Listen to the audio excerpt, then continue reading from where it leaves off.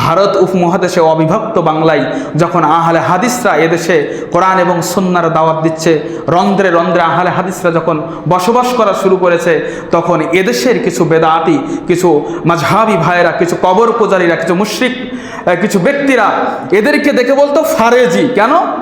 যে ওরা ফরজের বিধানে, ইবাদতের ক্ষেত্রে খুবই কঠোর, বিন্দু পরিমাণ ছাড় দেয় না, তাই হলো ফারেজি। মানে ফরজ কোনো বিধান পেলেই তারা মানে। আহলে হাদিসদের স্বভাব এটা।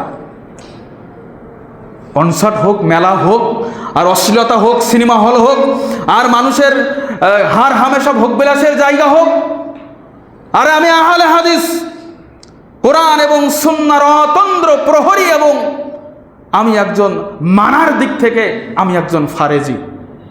ফরজ বিধান আমি লঙ্ঘন করি না, মানা লোক আমি। কোথায় সে আহলে হাদিস?